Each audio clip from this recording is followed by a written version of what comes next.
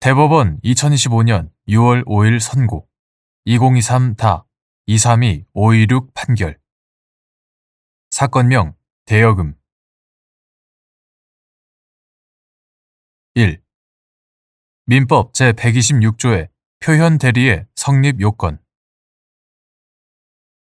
사수를 써서 대리 행위의 표시를 하지 아니하고 단지 본인의 성명을 모용하여 자기가 마치 본인인 것처럼 기망하여 본인 명의로 직접 법률 행위를 한 경우 민법 제126조의 표현 대리 법리가 유추 적용되는지 여부 한정 적극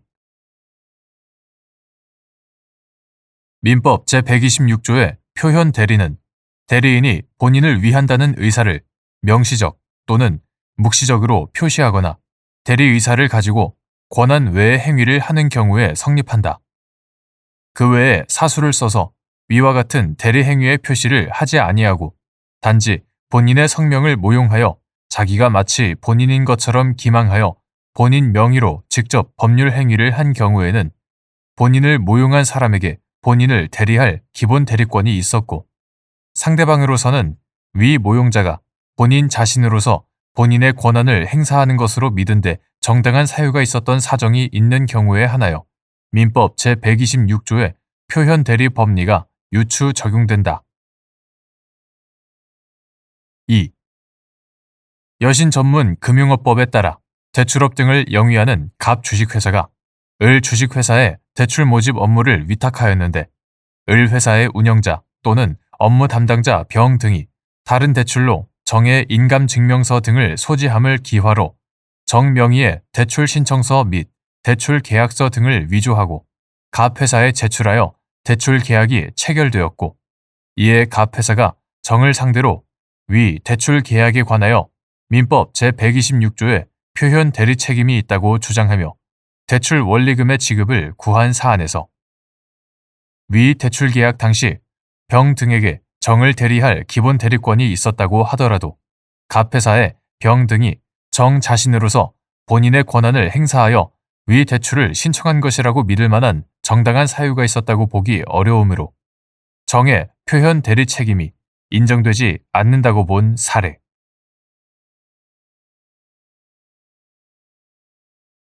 대법원 2025년 6월 5일 선고 2024다 202652 판결 사건명 주주 지위 확인 등 1. 주주 명부상 주주가 회사에 대하여 주주권 확인을 구한 경우 주주 명부상 주주라는 이유만을 들어 확인의 이익이 없다고 할 수 있는지 여부 소극 및 이 경우 확인의 이익이 인정되는지 판단하는 방법 확인의 소는 원고의 권리 또는 법률상의 지위에 현존하는 불안, 위험이 있고 확인 판결을 받는 것이 그 분쟁을 근본적으로 해결하는 유효적절한 수단인 경우에 허용된다. 특별한 사정이 없는 한 주주 명부에 적법하게 주주로 기재되어 있는 자는 회사에 대한 관계에서 그 주식에 관한 의결권 등 주주권을 행사할 수 있고 회사 역시 주주 명부상 주주 외에 실제 주식을 인수하거나 양수하고자 하였던 자가 따로 존재한다는 사실을 알았든 몰랐든 간에 주주 명부상 주주의 주주권 행사를 부인할 수 없으며 주주 명부에 기재를 마치지 아니한 자의 주주권 행사를 인정할 수도 없다. 그러나 상법은 주주 명부의 기재를 회사에 대한 대항 요건 제337조 제1항 대항 요건으로 정하고 있을 뿐 주식 이전의 효력 발생 요건으로 정하고 있지 않으므로 명의 개서가 이루어졌다고 하여 무권리자가 주주가 되는 것은 아니고 명의 개서가 이루어지지 않았다고 해서 주주가 그 권리를 상실한 것도 아니다. 이와 같이 주식의 소유권 귀속에 관한 권리 관계와 주주의 회사에 대한 주주권 행사 국면은 구분되는 것이고 회사와 주주 사이에서 주주권의 귀속이 다투어지는 경우 역시 주식의 소유권 귀속에 관한 권리 관계로서 회사에 대한 주주권의 행사와는 별도로 판단되어야 한다. 따라서 회사가 주주 명부상 주주에 대하여 그 주주권의 귀속을 부인할 가능성이 없다고 단정할 수 없으므로 주주 명부상 주주라는 이유만을 들어 회사에 대하여 주주권 확인을 구할 이익이 없다고 할 수 없다. 따라서 회사가 주주 명부상 주주 외의 다른 자에게 명의개서 절차를 이행해 줄 것 같은 태세를 보이거나 주주 명부상 주주의 주주권 행사를 정당한 이유 없이 거절하였는지 등의 사정을 종합하여 확인의 이익이 인정되는지를 판단하여야 한다. 2. 갑 주식회사가 발행한 일부 주식에 관하여 주주 명부상 주주로 기재되어 있는 을이 갑 회사를 상대로 회계장부 등 열람, 등사 가처분을 신청하였다가 갑 회사가 그 대표이사인 병이 을에게 위 주식을 명의 신탁한 것이라고 주장하며 다투어 위 신청이 기각되자 갑 회사와 병을 상대로 위 주식에 관한 주주권의 확인을 구하는 소를 제기한 사안에서 갑 회사와 병이 위 주식에 관한 주주권 귀속을 다투는 이상 을이 갑 회사와 병을 상대로 위 주식에 관한 주주권이 을에게 있다는 확인을 구할 이익이 있다고 봄이 타당한데도 이와 달리 본 원심 판단에 법리 오해에 잘못이 있다고 한 사례.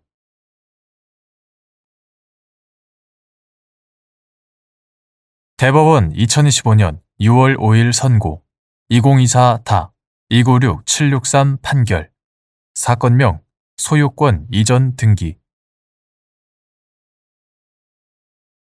1. 판결 주문의 특정 정도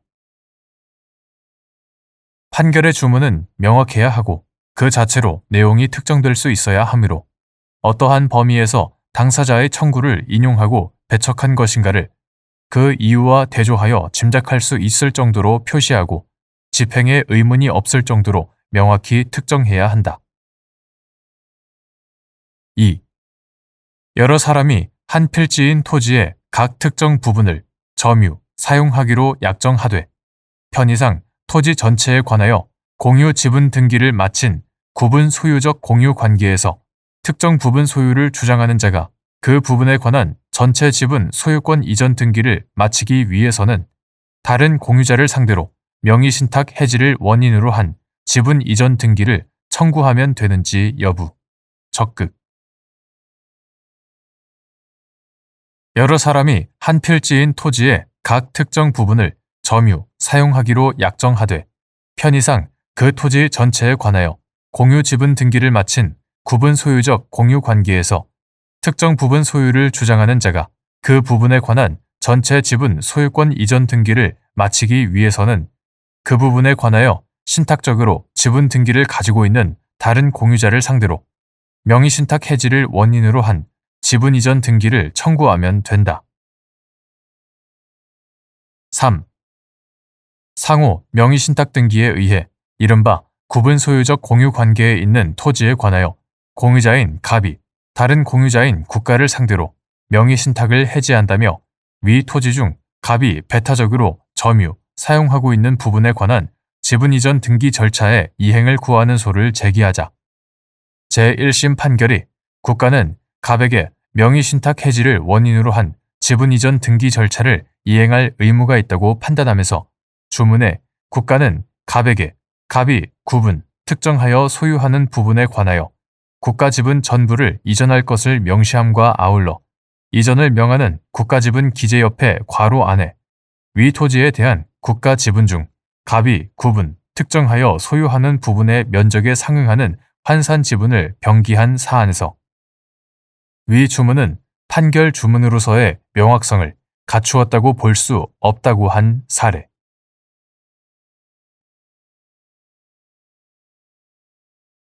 대법원 2025년 6월 12일 선고 2020다 219577 판결 사건명 회사에 관한 소송 1.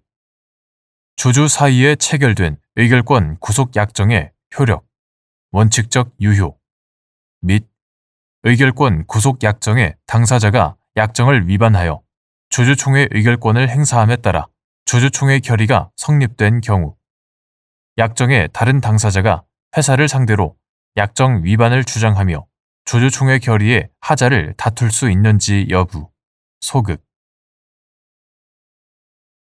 주주 사이에 체결된 이른바 의결권 구속 약정, 즉 주주의 주주총회 의결권 행사를 제한하는 내용의 약정은 계약의 일반 원칙에 따라 그 내용이나 목적이 강행 규정 또는 사회 질서 등에 반하지 않는 한 계약의 당사자 사이에서는 원칙적으로 유효하다.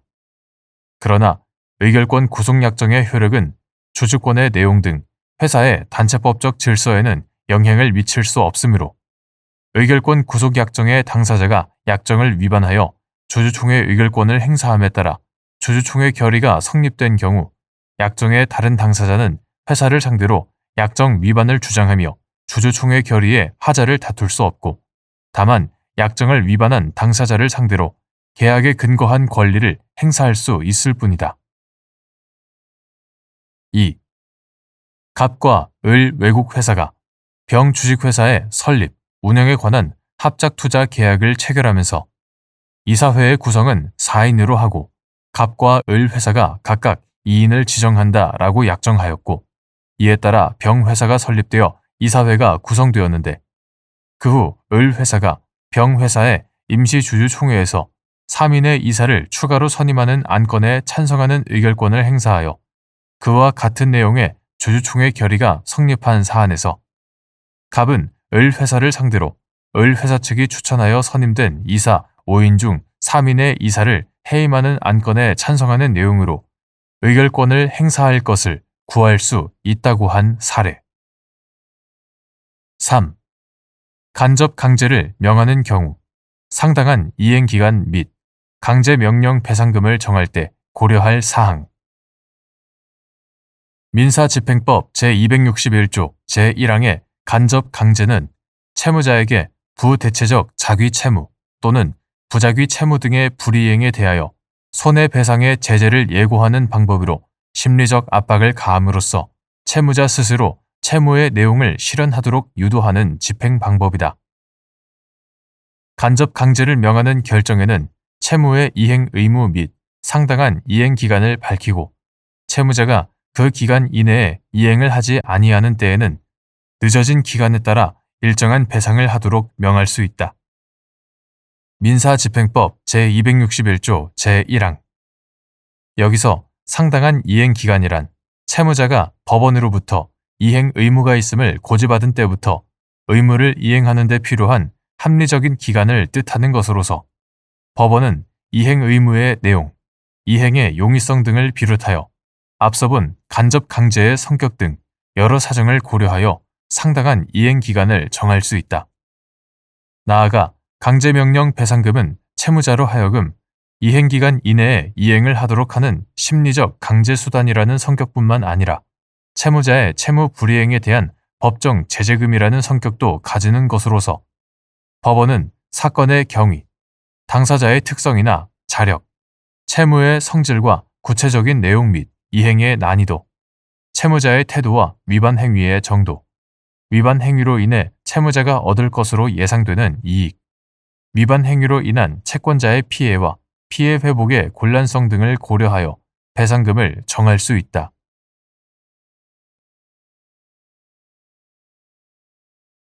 대법원 2025년 6월 12일 선고 2024-216743 판결 사건명 주주대표 소송. 주주가 제기한 대표 소송에 상법 제403조에서 정한 제소 요건을 갖추지 못한 하자가 있으나 회사가 주주의 제소 청구에 응하지 않으리라는 특별한 사정이 인정되는 경우 위 하자가 치유되는지 여부. 적극. 상법 제403조 제1항, 제2항, 제3항에 따르면 발행주식 총수의 100분의 1 이상에 해당하는 주식을 가진 주주는 그 이유를 기재한 서면으로 회사에 대하여 이사의 책임을 추궁할 소의 제기를 청구할 수 있고 회사가 그 청구를 받은 날로부터 30일 내에 소를 제기하지 아니한 때에는 위 주주가 즉시 회사를 위하여 소를 제기할 수 있다. 이는 주주가 회사를 위하여 회사의 권리를 행사하여 이사의 책임을 추궁할 수 있는 대표 소송을 인정함으로써 회사의 이익 보호를 도모하면서도 주주의 대표 소송이 회사가 가지는 권리에 바탕을 둔 것임을 고려하여 제소 요건을 마련함으로써 주주에 의한 남소를 방지하고자 함에 있다.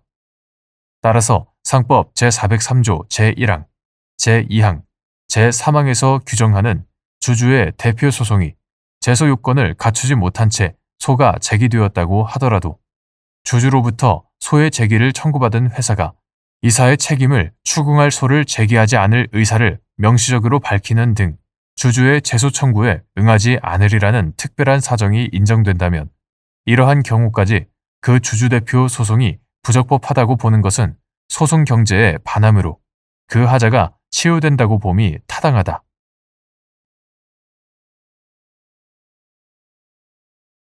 대법원 2015년 6월 12일 선고 2021다 256-696 등 판결 사건명 주주 대표 소송 등 1.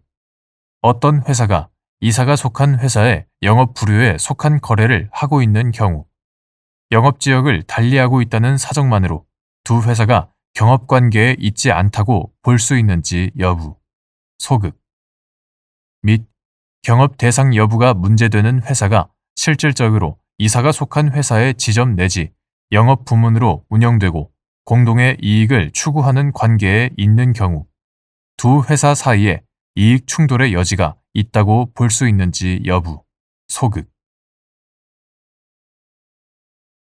어떤 회사가 이사가 속한 회사의 영업 부류에 속한 거래를 하고 있다면 당시 서로 영업지역을 달리하고 있다고 하여 그것만으로 두 회사가 경업관계에 있지 아니하다고 볼 것은 아니지만 두 회사의 지분 소유 상황과 지배 구조, 영업 형태, 동일하거나 유사한 상호나 상표의 사용 여부, 시장에서 두 회사가 경쟁자로 인식되는지 여부 등 거래 전반의 사정에 비추어 볼 때 경업 대상 여부가 문제되는 회사가 실질적으로 이사가 속한 회사의 지점 내지 영업 부문으로 운영되고 공동의 이익을 추구하는 관계에 있다면 두 회사 사이에는 서로 이익 충돌의 여지가 있다고 볼 수 없다. 2. 손해배상액 산정에서 손익상계가 허용되기 위한 요건 및 이사가 회사의 업무를 집행하면서 고의, 과실로 법령을 위반한 경우 법령 위반 행위로 인하여 회사에 발생한 이득을 손익상계의 대상으로 삼을 수 있는지 여부, 소급. 불법 행위 등이 채권자 또는 피해자에게 손해를 생기게 하는 동시에 이익을 가져다 준 경우에는 공평의 관념상 그 이익은 당사자의 주장을 기다리지 아니하고 손해를 산정할 때에 공제하여야 한다. 손해배상액 산정에서 손익상계가 허용되기 위해서는 손해배상 책임의 원인이 되는 행위로 인하여 피해자가 새로운 이득을 얻었고 그 이득과 손해배상 책임의 원인 행위 사이에 상당 인과관계가 있어야 하며 그 이득은 배상 의무자가 배상하여야 할 손해의 범위에 대응하는 것이어야 한다. 회사는 기업 활동을 하면서 범죄를 수단으로 하여서는 아니 되므로 이사가 회사의 업무를 집행하면서 고의, 과실로 법령을 위반한 경우에 설령 그 법령 위반 행위로 인하여 회사에 어떠한 이득이 발생하였다 하더라도 이러한 이득을 손익상계의 대상으로 삼는 것은 이사의 법령 위반 행위로 인한 회사에 위법한 이득 보유를 그대로 승인하고 그 범위 내에서 이사의 손해배상 책임을 부정함으로써 오히려 이사의 법령 위반 행위와 회사의 범죄를 조장하고 손해배상 제도의 근본적인 취지에도 반하는 결과가 되므로 허용될 수 없다. 3. 이사가 법령을 위반한 행위를 하여 회사에 대하여 손해를 배상할 책임이 있는 경우 재반 사정을 참작하여 손해배상액을 제한할 수 있는지 여부, 적극 및 이때 손해배상액 제한의 참작 사유에 관한 사실 인정이나 제한 비율의 결정이 사실심의 전권 사항인지 여부, 원칙적 적극.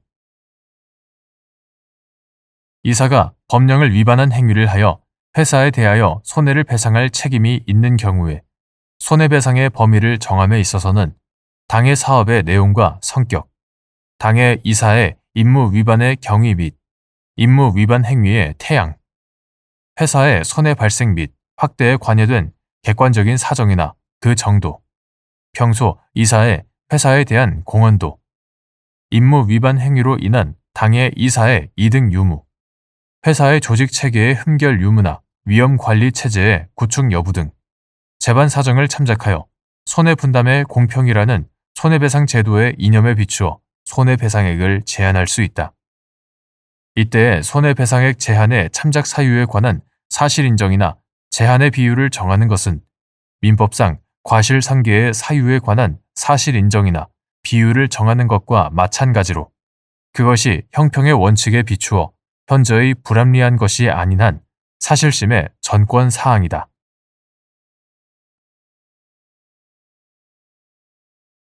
대법원 2025년 6월 12일 선고 2022-247378 판결 사건명 구상금 등 채무자 회생 및 파산에 관한 법률 제564조에 의한 면책결정의 효력이 우선 변제권이 인정되는 부분을 포함하여 주택임차인의 보증금 반환 채권 전부에 미치는지 여부, 적극 및 주택임차인이 보증금 반환 채권 중 우선 변제권이 인정되는 부분조차 변제받지 못한 상태에서 파산 절차가 폐지되고 면책 결정이 확정된 경우 주택임차인이 채무자를 상대로 보증금 반환 채권의 이행을 소구할 수 있는지 여부, 소극. 채무자 회생 및 파산에 관한 법률 이하 법이라고 한다. 법 제566조는 면책을 받은 채무자는 파산 절차에 의한 배당을 제외하고는 파산 채권자에 대한 채무의 전부에 관하여 그 책임이 면제된다. 다만 다음 각호의 청구권에 대하여는 책임이 면제되지 아니한다라고 규정하면서 각호에서 파산 채권에 해당하는 법 제415조의 주택임대차 보호법상 대항 요건 및 확정 일자를 갖춘 주택임차인이 채무자에 대하여 가지는 보증금 반환 채권을 면책에서 제외되는 청구권으로 규정하고 있지 않고 위 보증금 반환 채권 중 우선 변제권이 인정되는 부분 역시 마찬가지이므로 법 제564조에 의한 면책 결정의 효력은 우선 변제권이 인정되는 부분을 포함하여 주택임차인의 보증금 반환 채권 전부에 미친다. 따라서 법 제415조에서 주택임차인의 보증금 반환 채권에 관하여 우선 변제권을 규정하였음에도 불구하고 주택임차인이 보증금 반환 채권 중 우선 변제권이 인정되는 부분조차 변제받지 못한 상태에서 파산 절차가 폐지되었다고 하더라도 법 제564조에 의한 면책 결정이 확정된 이상 주택임차인으로서는 이후 주택이 환가되는 경우 환가 대금에 관하여 자신의 우선 변제권을 주장할 수 있을 뿐 채무자를 상대로 보증금 반환 채권의 이행을 소구할 수 없다.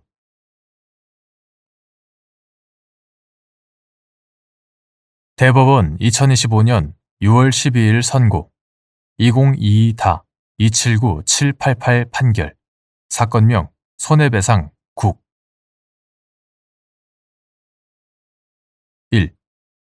자동차에 설정된 저당권의 피담보 채권이 변제되지 않은 상태에서 자동차 등록이 자동차관리법에서 정한 사유와 절차에 따라 적법하게 직권으로 말소되더라도 저당권자는 물상 대위권을 행사하여 그 매각 대금으로부터 우선 변제를 받을 수 있는 권리를 보유하는지 여부, 적극.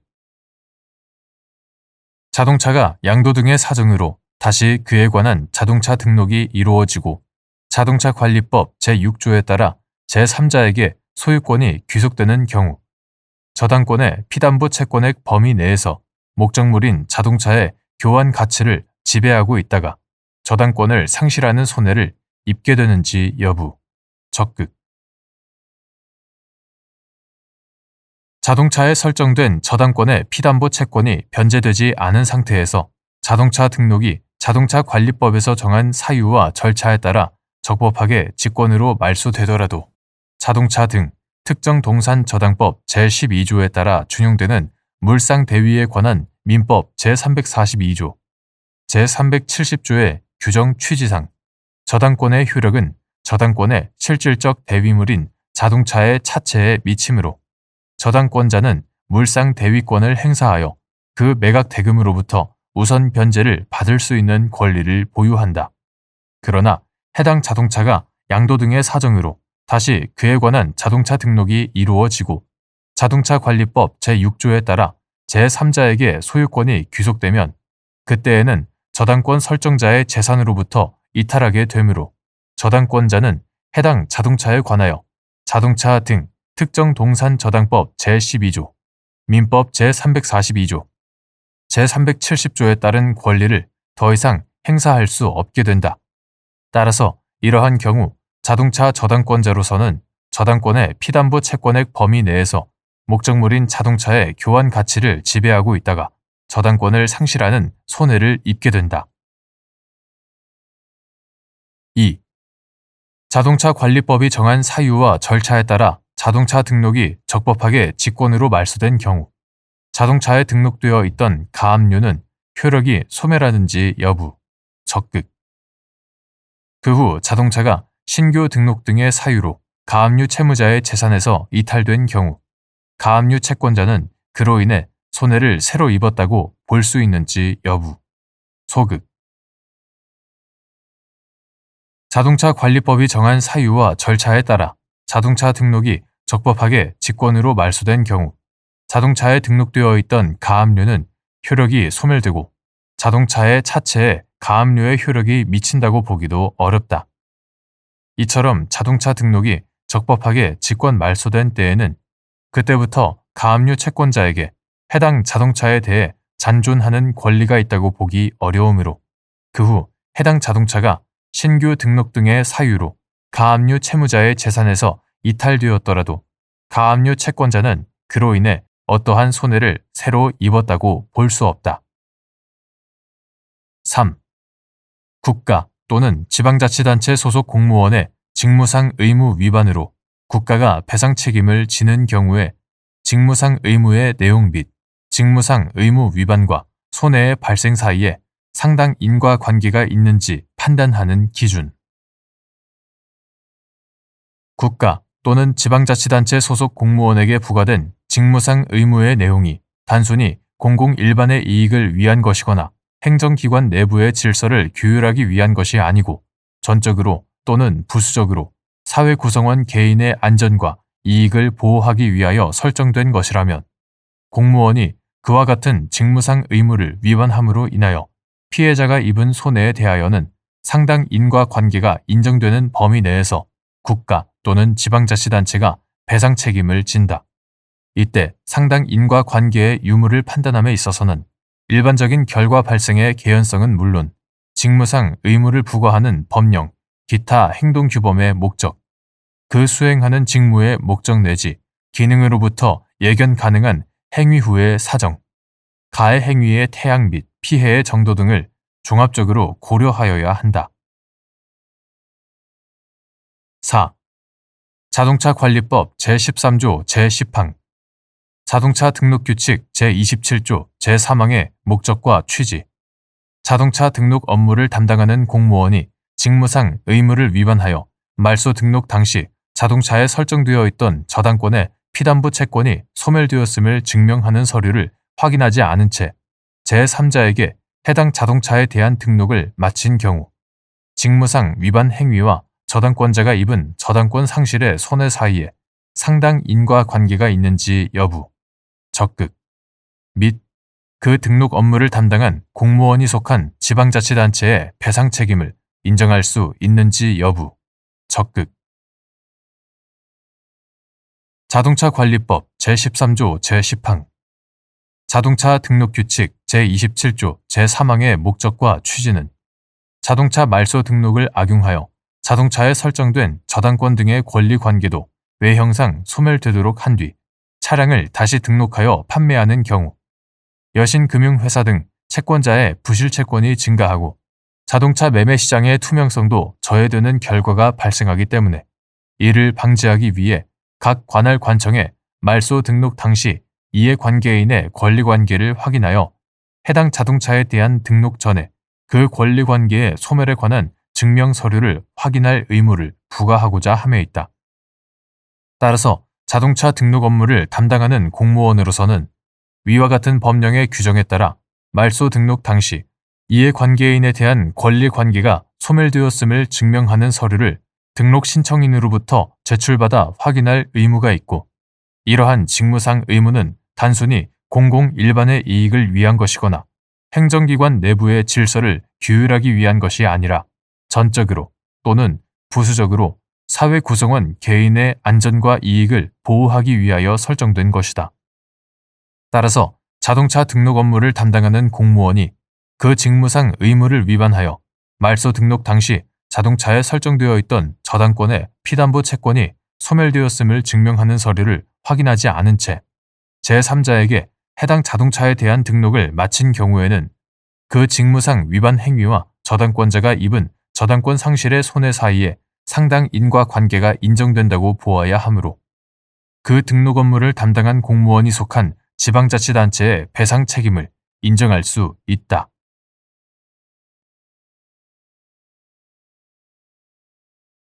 대법원 2025년 6월 12일 선고 2024-288-915 판결 사건명 토지 인도 1. 지역권의 효력 범위 지역권자는 일정한 목적을 위하여 타인의 토지, 이하 승역지라 한다. 승역지를 자기 토지, 이하 요역지라 한다. 승역지를 요역지의 편익에 이용할 권리가 있다. 민법 제291조 토지의 분할이나 일부 양도의 경우에는 지역권은 요역지의 각 부분을 위하여 또는 그 승역지의 각 부분에 존속하나 지역권이 토지의 일부분에만 관한 것인 때에는 다른 부분에 대하여는 그러하지 아니하다. 민법 제293조 제2항 2. 지역권 설정 계약이 있는 경우 지역권자가 승역지를 요역지의 편익에 이용할 때 요역지의 편익과 이용 방법의 구체적인 내용은 그 약정에 따라 결정되는지 여부, 적극. 지역권자가 승역지를 요역지의 편익에 이용할 때 요역지의 편익과 이용 방법의 구체적인 내용은 지역권 설정 계약이 있다면 그 약정에 따라 결정된다. 3. 갑 주식회사가 자신의 임야에 을의 임야를 위한 지역권을 설정하였는데 을이 갑회사의 임야를 사실상 독점적, 배타적으로 점유, 사용하자 갑회사가 을을 상대로 지역권 설정 계약상의 의무를 위반하였다는 이유로 부당이득 반환 및 불법 행위에 따른 손해배상 등을 구한 사안에서 지역권 설정 계약의 구체적인 내용을 전혀 확인할 수 없다는 이유로 갑회사의 임야에 관한 지역권 설정 계약 해지 주장을 배척하고 을이 지역권이 설정된 임야 전체에 대한 적법한 점유 권한을 가지고 있다는 전제에서 갑회사의 임야에 관한 부당이득 반환 및 불법 행위에 따른 손해배상 청구 역시 모두 배척한 원심 판단에 법리 오해 등의 잘못이 있다고 한 사례. 4. 물건에 대한 점유의 의미와 판단 기준 임야에 대한 관리나 이용의 이전이 있는 경우 점유의 이전이 있었다고 볼 수 있는지 여부, 적극. 물건에 대한 점유란 사회관념상 어떤 사람의 사실상의 지배에 있다고 보여지는 객관적 관계를 말하는 것이다. 사실상의 지배에 있다고 하기 위하여는 반드시 물건을 물리적, 현실적으로 지배하는 것만을 의미하는 것이 아니고 물건과 사람과의 시간적, 공간적 관계와 본권 관계, 타인 지배의 배제 가능성 등을 고려하여 사회관념에 따라 한목적적으로 판단하여야 한다. 특히 임야에 대한 점유의 이전이나 점유의 계속은 반드시 물리적이고 현실적인 지배를 요한다고 볼 것은 아니고 관리나 이용의 이전이 있으면 점유의 이전이 있었다고 보아야 한다.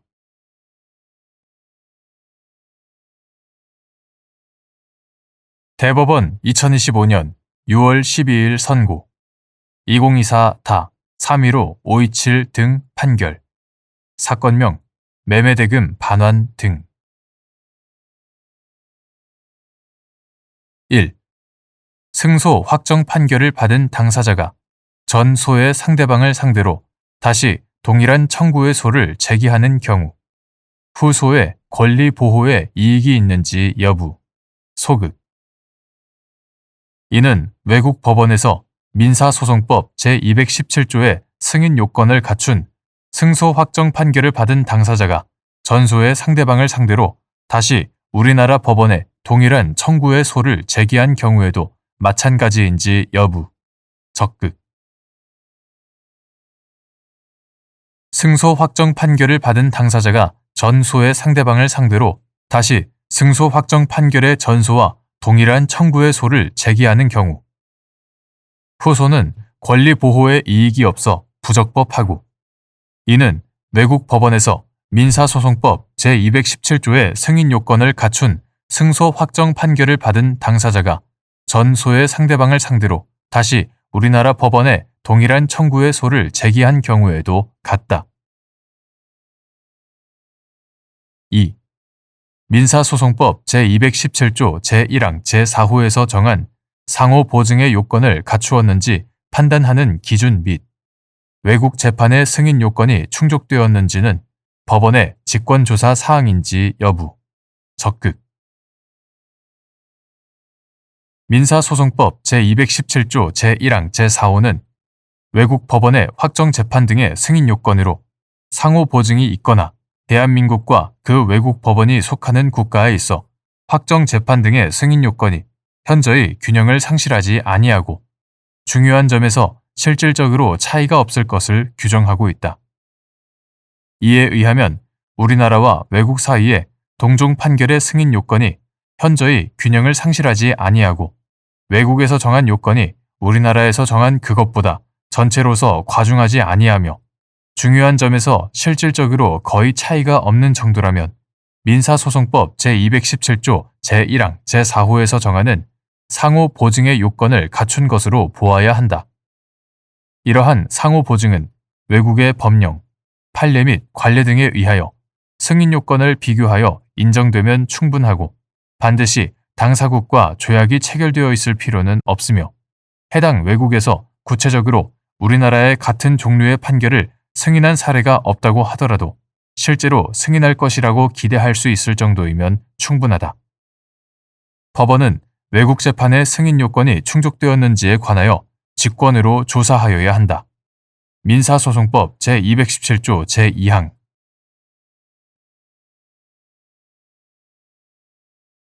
대법원 2025년 6월 12일자 2024 마 8320 결정.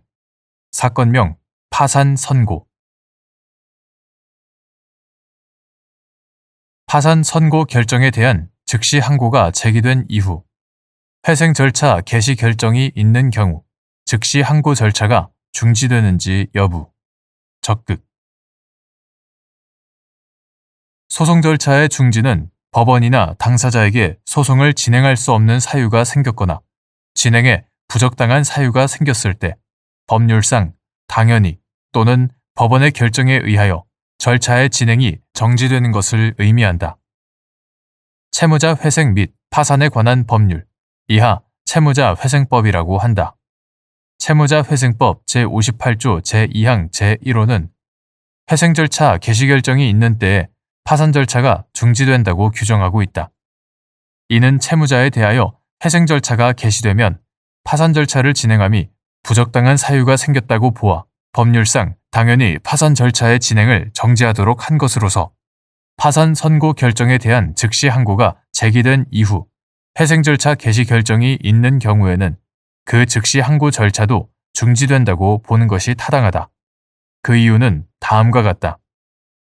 첫째, 채무자 회생법 제58조 제2항에 따라 회생 절차 개시 결정으로 인해 중지되는 절차에는 파산 절차 제1호, 파산 절차 외에도 채무자의 재산에 대하여 이미 행한 회생채권 또는 회생담보권에 기한 강제집행 등 제2호, 채무자의 재산에 대하여 이미 행한 회생채권 또는 회생담보권에 기한 강제집행 등과 국세 징수의 예에 의하여 징수할 수 있는 청구권으로서 그 징수 우선순위가 일반 회생채권보다 우선하지 아니한 것에 기한 체납처분 제3호 국세 징수의 예에 의하여 징수할 수 있는 청구권으로서 그 징수 우선순위가 일반 회생채권보다 우선하지 아니한 것에 기한 체납처분이 있다.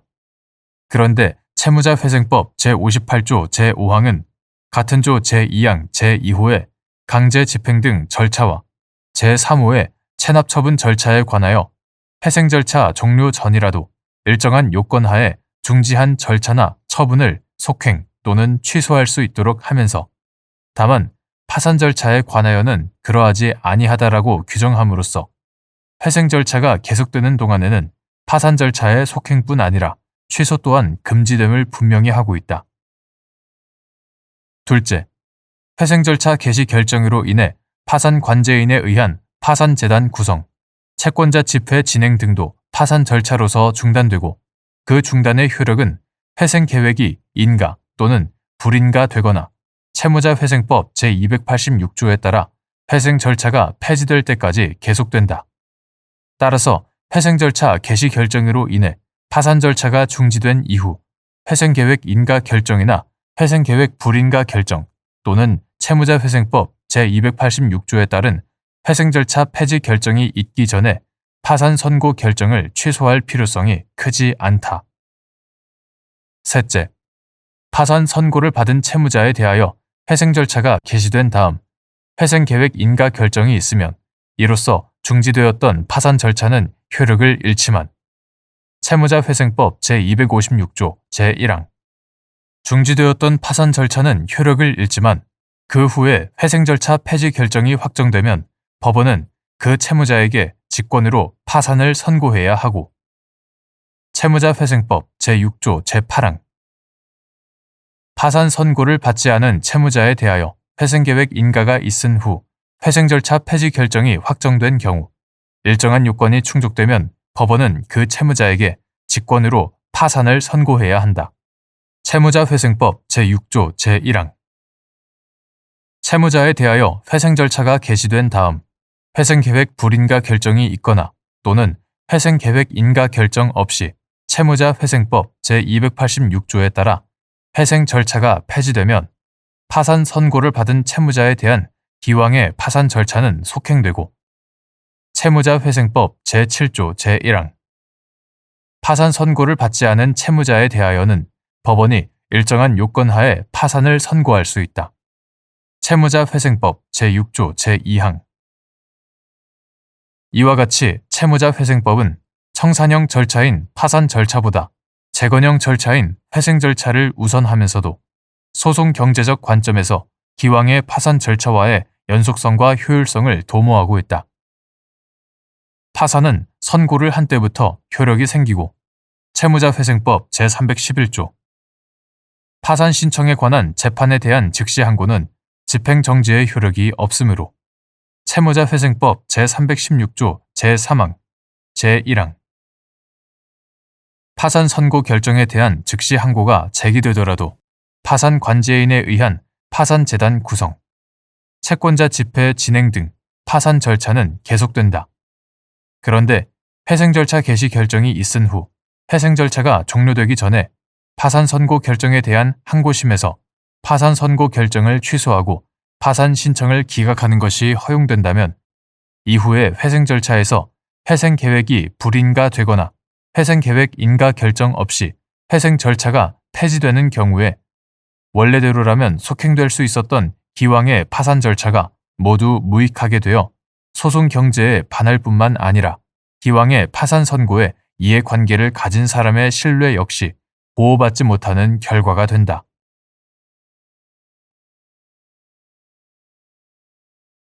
대법원 2025년 6월 12일자 2025-523 결정 사건명 집행관의 집행위임 거부 등에 대한 이의 신청서 집행관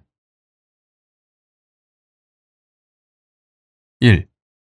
토지의 인도를 명하는 집행권한만으로 지상에 건물이 건축되어 있는 토지 전체에 대한 인도 집행을 실시할 수 있는지 여부, 소극, 및 토지 지상에 구조물이 있으나 토지로부터 쉽게 분리할 수 있거나 기둥과 지붕 및 주벽이 없어 법률상 독립된 건물이라고 할 수 없는 경우, 집행관이 구조물이 있다는 이유로 토지에 대한 인도 집행을 거절할 수 있는지 여부, 소극.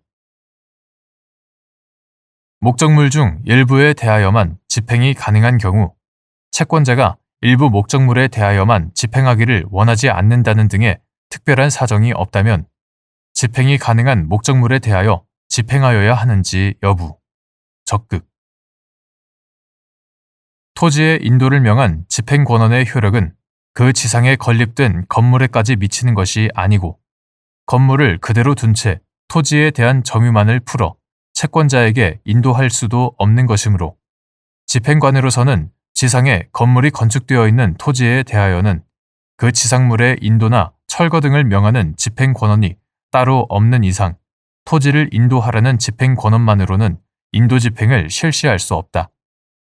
그런데 그 토지 지상에 구조물이 있다고 하여도 토지로부터 쉽게 분리할 수 있거나 기둥과 지붕 및 주벽이 없어 법률상 독립된 건물이라고 할 수 없다면 그 구조물은 토지의 정착물인 건물이 아니라 강제 집행의 목적물이 아닌 동산에 불과하므로 집행관으로서는 구조물을 제거하여 채무자에게 인도하여야 하고 민사집행법 제258조 제3항 위 구조물이 있다는 이유로 토지에 대한 인도 집행을 거절할 수는 없다. 이와 같이 목적물 중 일부에 대하여만 집행이 가능한 경우, 채권자가 그 일부 목적물에 대하여만 집행하기를 원하지 않는다는 등의 특별한 사정이 없는 한 집행이 가능한 목적물에 대하여 집행하여야 한다. 따라서 토지의 인도를 명한 집행권원으로 집행행위를 할 때 토지 지상에 구조물이 있다면 토지의 정착물인 건물에 해당하는지 아닌지를 먼저 살펴 건물에 해당한다면 그 건물에 대하여는 인도 집행을 할 수 없고 그렇지 않다면 강제 집행을 실시하여 이를 제거한 후 채무자에게 인도하면 된다. 이때에도 채권자가 집행이 불가능한 건물을 제외한 일부 목적물에 대하여만 집행을 원하는지 확인하여야 한다. 2. 토지 인도 집행 장소에 집행 권원에 표시되지 않은 제시 외 건물이 있는 경우, 그것이 토지의 정착물이 아니라 동산에 불과하다면 이를 포함한 토지 전체를 인도 집행의 대상으로 삼아야 하는지 여부, 적극. 및 토지상 건물에 대한 집행이 불가능하여 토지 인도만 집행하는 경우, 건물뿐만 아니라 건물의 용도에 따라 현상 유지에 일반적으로 필요하다고 인정되는 범위 내의 토지도 강제 집행의 범위에서 제외되어야 하는지 여부, 적극. 토지 인도 집행 장소에 집행 권원에 표시되지 않은 제시 외 건물이 있는 경우, 집행관으로서는 첫째, 토지의 정착물인 건물이 아니라 강제 집행의 목적물이 아닌 동산에 불과하다면 이를 포함하여 토지 전체를 인도 집행의 대상으로 삼아야 하고, 둘째, 토지상 건물에 대한 집행이 불가능하여 토지 인도만을 집행할 때에는 건물뿐만 아니라 그 건물의 용도에 따라 현상 유지에 일반적으로 필요하다고 인정되는 범위 내의 토지도 강제 집행의 범위에서 제외되어야 한다.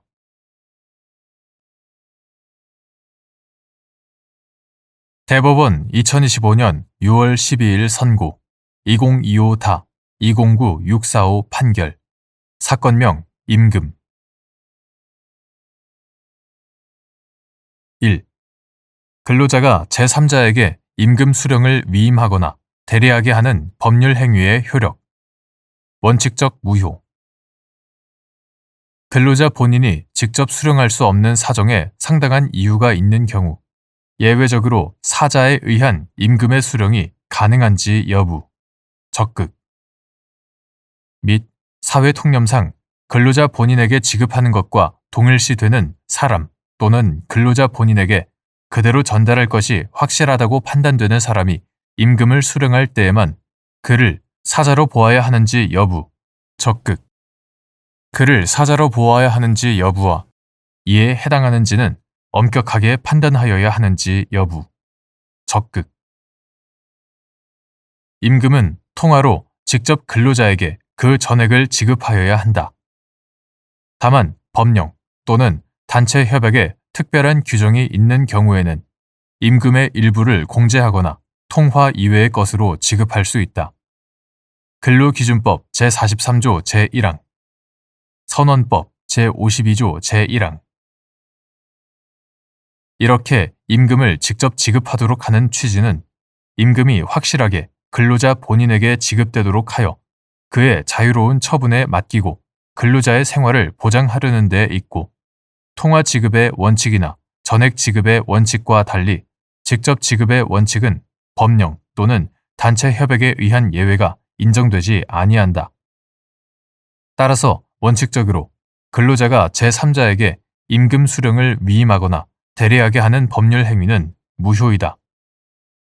다만 선박 소유자는 승무 중인 선원이 청구하거나 법령이나 단체 협약에 특별한 규정이 있는 경우에는 임금의 전부 또는 일부를 그가 지정하는 가족이나 그 밖의 사람에게 통화로 지급하거나 금융회사 등에 예금하는 등의 방법으로 지급하여야 한다. 선원법 제52조 제3항. 이러한 선원법의 규정 외에도 근로자 본인이 직접 수령할 수 없는 사정에 상당한 이유가 있는 경우에는 예외적으로 사자에 의한 임금의 수령도 가능할 수 있다. 그러나 위와 같은 근로기준법 제43조의 규정 형식이나 취지 등에 비추어 보면 사회통념상 근로자 본인에게 지급하는 것과 동일시되는 사람 또는 근로자 본인에게 그대로 전달할 것이 확실하다고 판단되는 사람이 임금을 수령할 때에만 그를 사자로 보아야 하고, 이에 해당하는지는 엄격하게 판단하여야 한다. 2. 갑 등이 을의 소개로 병건설회사와 근로계약을 체결하면서 본인 계좌 사용 불가를 이유로 정에게 임금의 대리수령을 위임한다는 내용이 기재된 임금수령 본인 동의서, 위임장 또는 임금 대리수령 확인서 등을 작성하여 병회사에 제출하였고, 병회사는 정에게 갑 등의 임금을 일괄하여 지급한 사안에서 재반 사정에 비추어 정은 사회통념상 갑 등에게 지급한 것과 동일시되는 사람 또는 갑 등에게 그대로 전달할 것이 확실하다고 판단되는 사람으로 보기 어려우므로 병회사가 정에게 갑 등의 임금을 지급하였더라도 직접 지급의 원칙에 위반되어 무효라고 한 사례.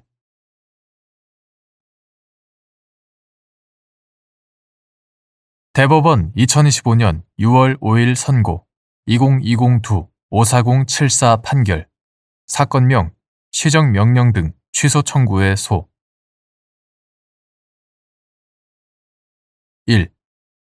구독점 규제 및 공정거래에 관한 법률 시행령 제5조 제5항 제2호에서 정한 경쟁사업자와 거래하지 아니할 조건은 시장 지배적 사업자에 의하여 일방적, 강제적으로 부과된 경우 외에 거래 상대방과의 합의에 의하여 설정된 경우도 포함되는지 여부. 적극. 및 이러한 법리는 구독점 규제 및 공정거래에 관한 법률 제23조 제1항 제5호 전단, 위 시행령 제36조 제1항 별표 1의 2 제7호 가목에서 정한 불공정 거래 행위로서의 배타 조건부 거래 행위에 해당하는지를 판단할 때에도 마찬가지로 적용되는지 여부. 적극. 구독점 규제 및 공정거래에 관한 법률 2020년 12월 29일 법률 제17799호로 전부 개정되기 전의 것. 이하 구공정거래법이라고 한다. 구공정거래법 제3조의 2 제1항 제5호 전단은 시장 지배적 사업자의 지위 남용 행위로 부당하게 경쟁 사업자를 배제하기 위하여 거래하는 행위를 규정하고, 구독점 규제 및 공정거래에 관한 법률 시행령 2021년 12월 28일 대통령령 제32274호로 전부 개정되기 전의 것. 이하 구공정거래법 시행령이라고 한다. 구공정거래법 시행령 제5조 제5항 제2호는 그 행위의 하나로 부당하게 거래 상대방이 경쟁 사업자와 거래하지 아니할 것을 조건으로 그 거래 상대방과 거래하는 경우를 들고 있다. 여기서 경쟁 사업자와 거래하지 아니할 조건은 시장 지배적 사업자에 의하여 일방적, 강제적으로 부과된 경우에 한하지 않고 거래 상대방과의 합의에 의하여 설정된 경우도 포함된다. 거래 상대방이 시장 지배적 사업자의 경쟁 사업자와 거래하지 아니할 조건에 대하여 자발적으로 합의했다고 하더라도 그로 인해 경쟁 사업자의 해당 시장에 대한 진출이 방해됨으로써 경쟁 제한적 효과에 대한 심사가 필요하다는 점은 해당 조건이 시장 지배적 사업자에 의해 일방적, 강제적으로 부과된 경우와 다르지 않기 때문이다. 이와 같은 법리는 구공정거래법 제23조 제1항 제5호 전단, 구공정거래법 시행령 제36조 제1항 별표 1의 2 제7호 가목에서 정한 불공정 거래 행위로서의 배타 조건부 거래 행위에 해당하는지를 판단할 때에도 마찬가지로 적용된다. 2. 구 독점 규제 및 공정거래에 관한 법률 제3조의 2, 제1항 제5호 전단에 경쟁 사업자를 배제하기 위하여 거래한 행위의 부당성을 인정하기 위한 요건 및 부당성을 판단하는 기준. 구 독점 규제 및 공정거래에 관한 법률 2020년 12월 29일 법률 제17799호로 전부 개정되기 전의 것. 구 독점 규제 및 공정거래에 관한 법률 제3조의 2, 제1항 제5호 전단에 경쟁 사업자를 배제하기 위하여 거래한 행위의 부당성은 독과점적 시장에서의 경쟁 촉진이라는 입법 목적에 맞추어 해석해야 하므로 시장 지배적 사업자가 시장에서 독점을 유지, 강화할 의도나 목적, 즉 시장에서 자유로운 경쟁을 제한함으로써 인위적으로 시장 질서에 영향을 가하려는 의도나 목적을 갖고 객관적으로도 그러한 경쟁 제한의 효과가 생길 만한 우려가 있는 행위로 평가할 수 있는 행위를 하였을 때의 부당성을 인정할 수 있다. 이를 위해서는 그 행위가 상품의 가격 상승, 산출량 감소, 혁신 저해, 유력한 경쟁 사업자의 수 감소, 다양성 감소 등과 같은 경쟁 제한의 효과가 생길 만한 우려가 있는 행위로서 그에 대한 의도와 목적이 있었다는 점이 증명되어야 한다. 그 행위로 인하여 현실적으로 위와 같은 효과가 나타났음이 증명된 경우에는 그 행위 당시에 경쟁 제한을 초래할 우려가 있었고 또한 그에 대한 의도나 목적이 있었음을 사실상 추정할 수 있다. 그러나 그러한 증명에 이르지 못한 경우에는 행위의 경위 및 동기, 행위의 태양, 관련 시장의 특성 또는 유사품 및 인접시장의 존재 여부, 관련 시장에서의 가격 및 산출량의 변화 가능성, 혁신 저해 및 다양성 감소 가능성 등 여러 사정을 종합적으로 고려하여 그 행위가 경쟁 제한의 효과가 생길 만한 우려가 있는 행위로서 그에 대한 의도나 목적이 있었는지를 판단해야 한다. 다만 시장 지배적 지위 남용 행위로서의 배타 조건부 거래 행위는 거래 상대방이 경쟁 사업자와 거래하지 않을 것을 조건으로 거래 상대방과 거래하는 경우이므로 통상 그러한 행위 자체에 경쟁을 제한하려는 목적이 포함되어 있다고 볼 수 있는 경우가 많을 것이다.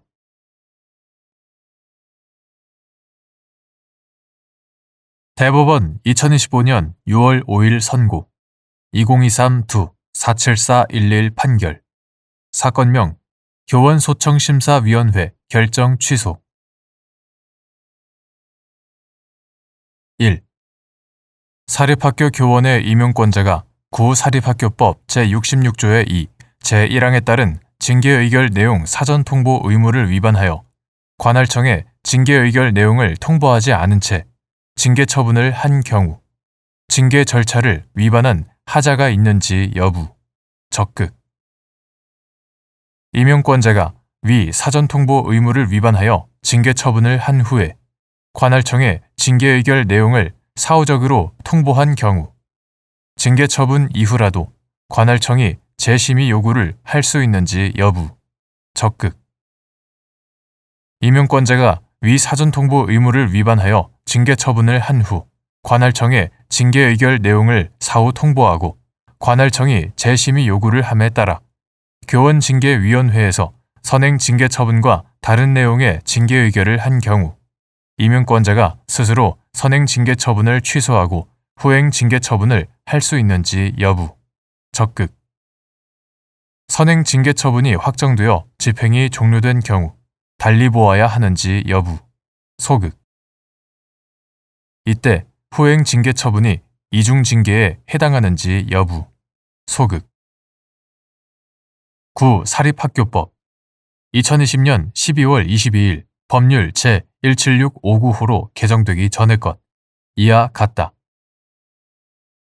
9. 사립학교법의 목적 9. 사립학교법 제54조 제3항 제66조의 2에 따른 관할청의 징계 요구 임용권자의 사전 통보 및 관할청의 재심의 요구의 내용과 취지 등 여러 사정을 종합하면 임용권자의 관할청에 대한 징계 의결 내용 사전 통보 의무를 규정한 구사립학교법 제66조의 2 제1항은 단순한 훈시 규정이 아니므로 임용권자가 이 조항을 위반하여 관할청에 징계 의결 내용을 통보하지 아니한 채 행한 징계 처분에는 구사립학교법에서 정한 징계 절차를 위반한 하자가 있다.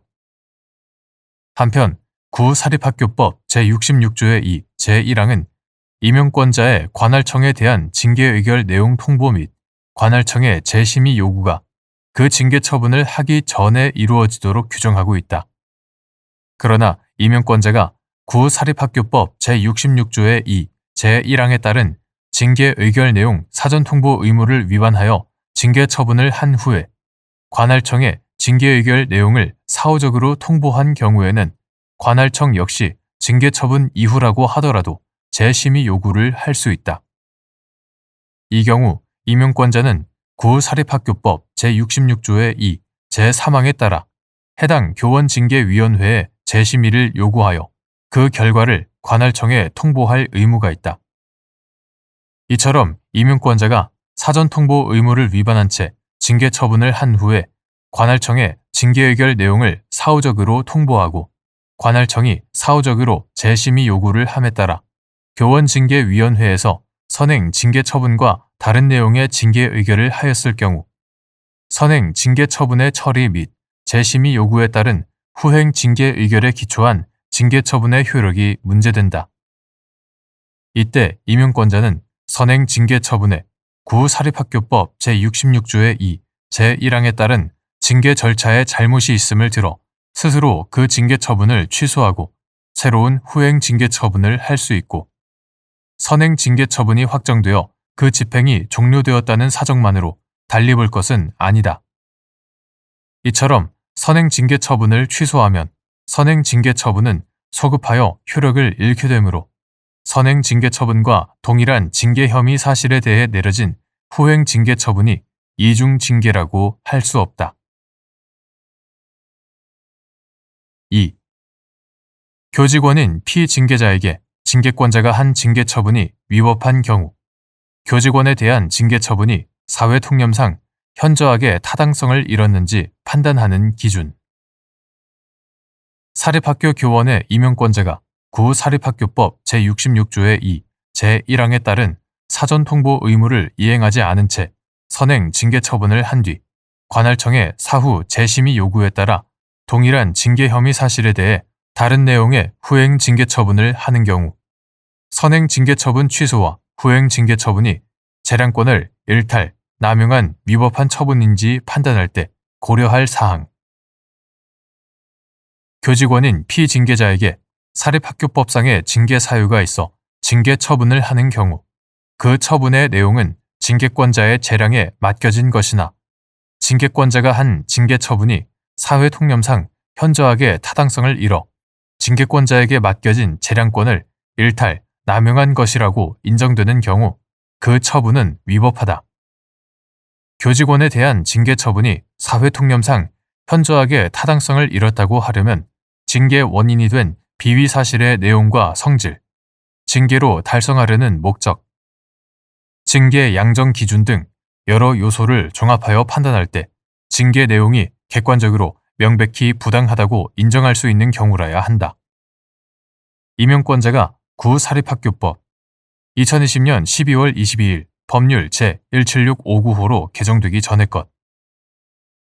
구사립학교법 제66조의 2, 제1항에 따른 사전 통보 의무를 이행하지 않은 채 선행 징계 처분을 한 뒤 관할청의 사후적인 재심의 요구에 따라 동일한 징계 혐의 사실에 대해 다른 내용으로 후행 징계 처분을 하게 되는 경우 선행 징계 처분 취소와 그 후에 이루어진 후행 징계 처분이 재량권을 일탈, 남용한, 위법한 처분인지를 판단하는 때에는 선행 징계 처분과 후행 징계 처분의 내용, 선행 징계 처분 취소 및 후행 징계 처분의 경위, 선행 징계 처분과 후행 징계 처분 사이의 시간적 간격, 선행 징계 처분의 확정 및 집행 여부, 선행 징계 처분에 대한 피징계자인 교원의 신뢰 보호 필요성 등의 사정도 함께 고려해야 한다.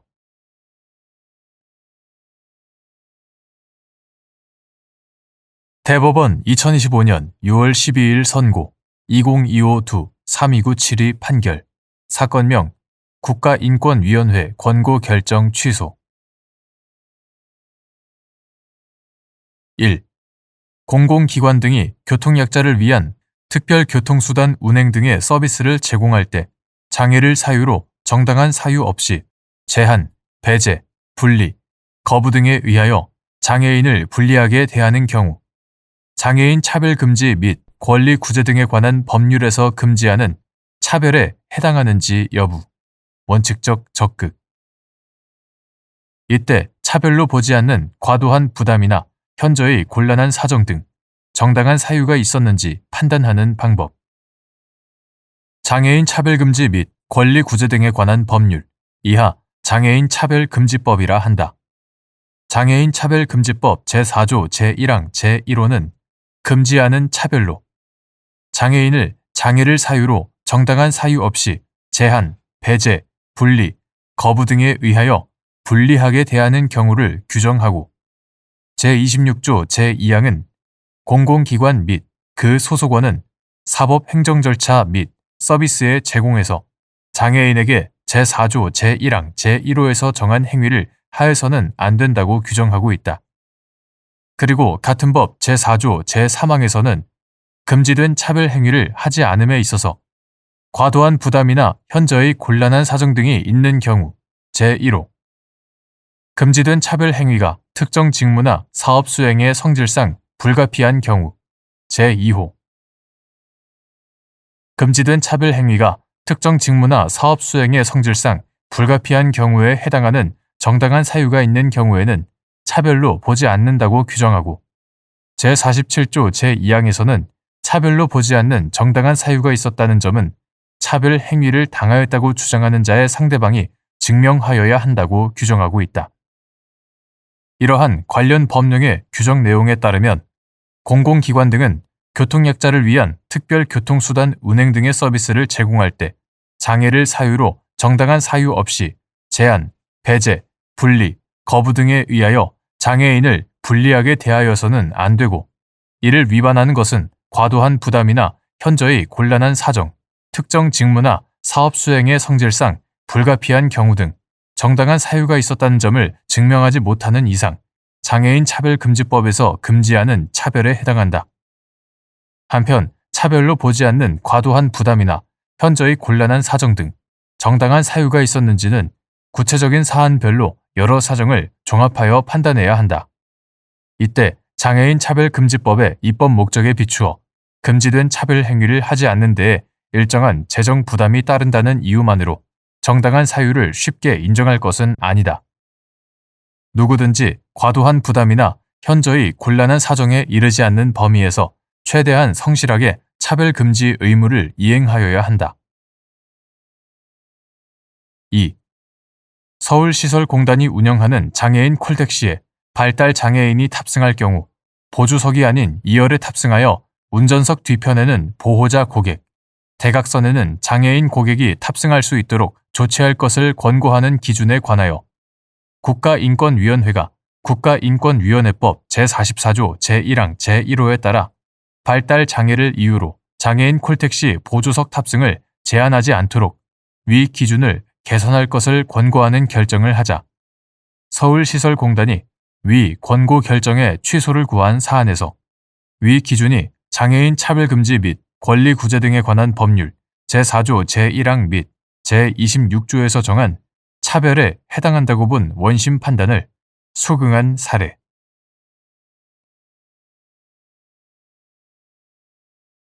대법원 2025년 6월 12일 선고 2024-66181 판결. 사건명 부가가치세 부가처분 취소. 1. 세법상 가산세의 법적 성격, 행정상 제재 및 납세 의무자에게 신고, 납세 등 의무를 게을리한 점을 탓할 수 없는 정당한 사유가 있는 경우 세법상 가산세를 부과할 수 있는지 여부. 소극. 세법상 가산세는 과세권의 행사 및 조세채권의 실현을 용이하게 하기 위하여 납세 의무자가 정당한 이유 없이 법에 규정된 신고, 납세 등 각종 의무를 위반하였을 때 법이 정하는 바에 따라 부과하는 행정상의 제재이다.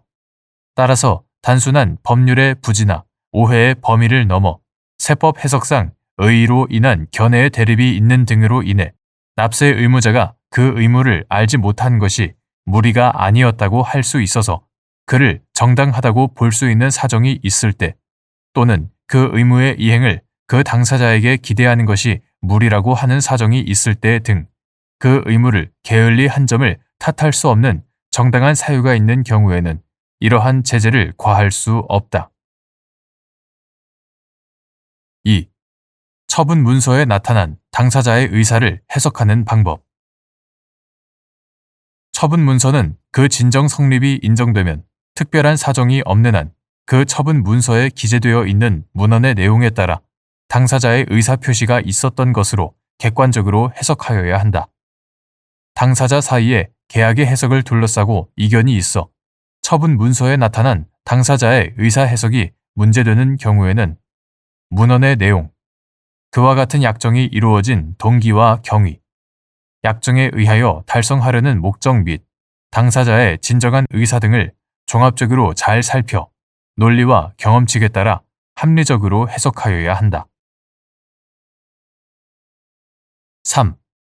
갑이 계약 금액 내에서 거래처가 건축하는 건물의 준공을 위해 설치할 예술 창작품을 문화예술진흥법, 기타 관계 법령에 부합하도록 선정한 후 관계관청의 심의를 통과하여 그 예술 창작품의 제작, 설치까지 마침으로써 건물 준공이 이루어지게 하는 종합적인 용역 공급 계약을 하면서 이를 부가가치세 면세 대상으로 오인하였는데 갑에게 부가가치세 가산세를 면제할 정당한 사유가 있는지 문제된 사안에서 갑의 각 의무 혜택을 탓할 수 없는 정당한 사유가 있는 경우에 해당하지 않는다고 본 원심 판단에 법리 오해 등의 잘못이 있다고 한 사례.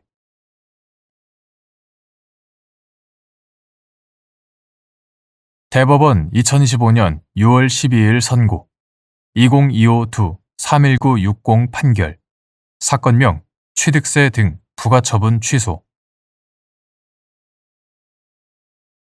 1. 과세 예고 통지 및 과세전 적부심사 제도의 의의. 과세관청이 과세 예고 통지를 하지 않거나 과세 예고 통지 후 과세전 적부심사 청구나 그에 대한 결정이 있기 전에 과세 처분을 한 경우 과세 처분이 위법한지 여부. 원칙적 적극. 과세 예고 통지는 과세관청이 조사한 사실 등의 정보를 미리 납세자에게 알려줌으로써 납세자가 충분한 시간을 가지고 준비하여 과세전 적부심사와 같은 의견 청취 절차에서 의견을 진술할 기회를 가짐으로써 자신의 권익을 보호할 수 있도록 하기 위한 처분의 사전 통지로서의 실질을 가진다. 또한 과세처분 이후에 행하여지는 심사, 심판 청구나 행정소송은 시간과 비용이 많이 소요되어 효율적인 구제수단으로 미흡한 측면이 있다는 점과 대비하여 볼 때 과세전 적부심사 제도는 과세관청이 위법, 부당한 처분을 행할 가능성을 줄이고 납세자도 과세처분 이전에 자신의 주장을 반영할 수 있도록 하는 예방적 구제 제도의 성질을 가질 뿐만 아니라 위법한 처분은 물론 부당한 처분도 심사 대상으로 삼고 있어 행정소송과 같은 사후적 구제 절차에 비하여 그 권리 구제의 폭이 넓다.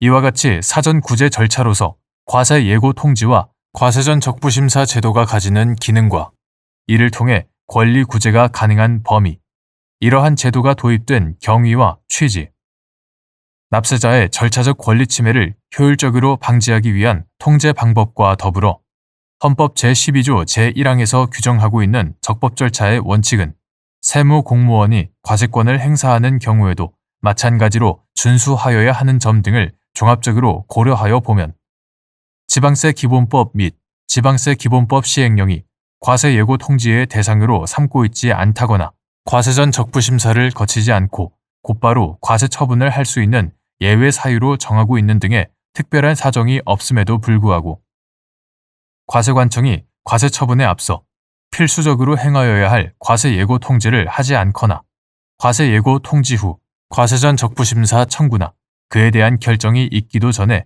과세 처분을 함으로써 납세자에게 과세전 적부심사의 기회를 부여하지 아니한 채 과세 처분을 하였다면 이는 납세자의 절차적 권리를 침해한 것으로서 과세 처분의 효력을 부정하는 방법으로 통지할 수밖에 없는 중대한 절차적 하자가 존재하는 경우에 해당하므로 그 과세 처분은 위법하다고 보아야 한다. 2.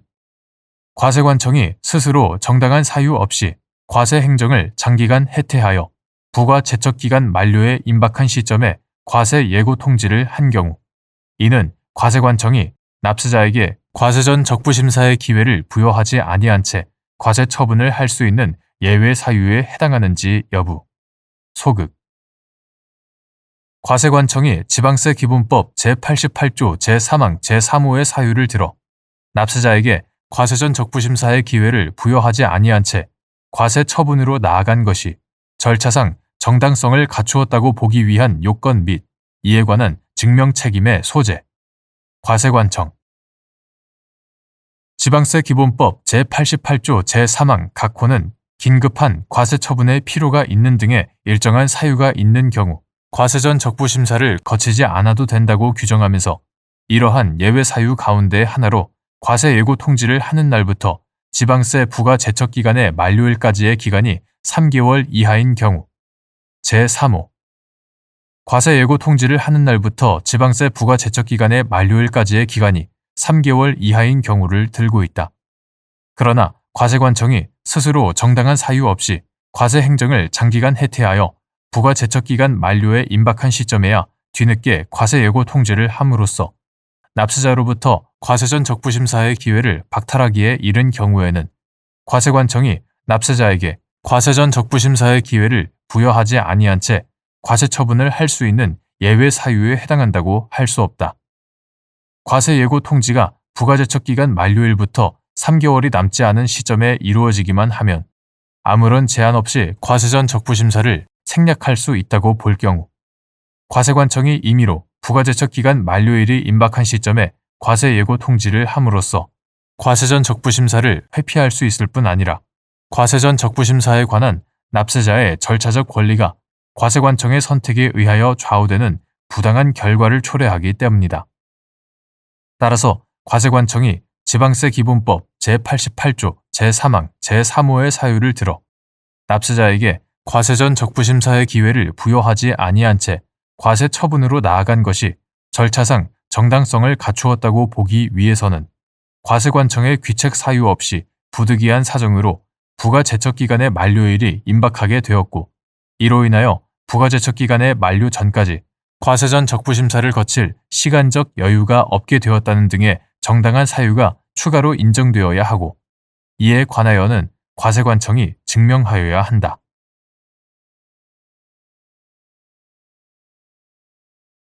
대법원 2025년 6월 5일 선고 2022도 9676 판결 사건명 강제추행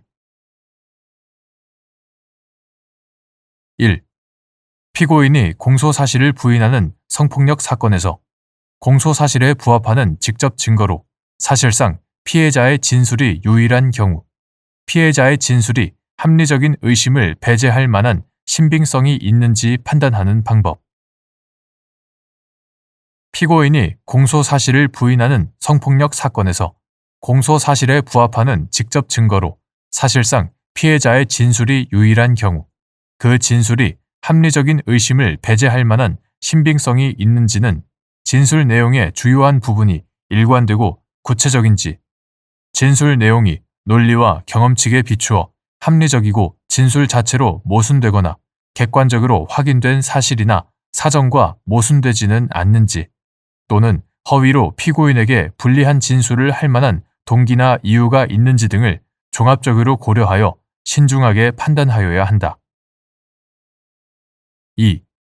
추행의 의미 및 강제추행죄의 주관적 구성 요건 요소로 성욕을 자극, 흥분, 만족시키려는 주관적 동기나 목적이 있어야 하는지 여부, 소극.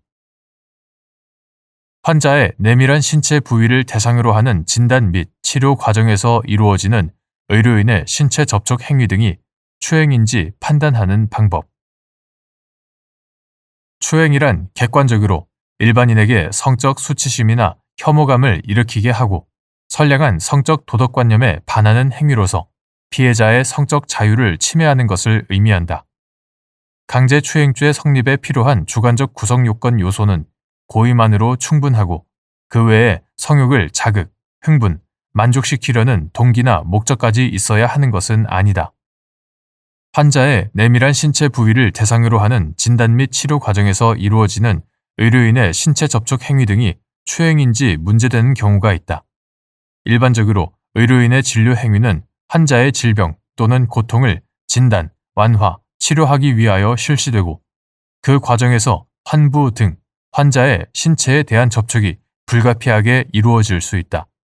그러한 의료인의 행위를 환자의 성적 자기결정권을 침해한 추행으로 볼 수 있는지는 우리 사회의 평균적인 일반인의 관점에서 환자의 성별, 연령, 의사를 비롯하여 해당 행위에 이른 경위와 과정, 접촉 대상이 된 신체 부위의 위치와 특성, 환자가 호소하는 증상에 대한 진단, 치료의 필요성 또는 위급성, 질병 등의 진단이나 증상 완화, 호전 등과 해당 행위의 연관성 또는 밀접성, 행위가 이루어지는 장소의 객관적 상황, 그 행위가 해당 의학 분야에서 객관적, 일반적으로 실천되고 있는 진료 행위로서 시술 수단과 방법이 상당하였는지, 사전에 환자 또는 그 법정 대리인에게 진료의 내용과 내밀한 신체 부위에 대한 접촉의 필요성을 설명하고 동의를 구하였는지 등을 종합적으로 고려하여 그 행위가 객관적으로 일반인에게 성적 수치심이나 혐오감을 일으키는 선량한 성적 도덕관념에 반하는 것으로서 환자의 성적 자유를 침해하는지를 기준으로 신중하고 엄격하게 판단하여야 한다. 3. 한의사인 피고인이 진료를 하는 과정에서 갑의 가슴과 음부를 손가락으로 눌러 강제로 추행하였다는 내용으로 기소된 사안에서 공소 사실을 유죄로 인정한 원심 판단을 수긍한 사례.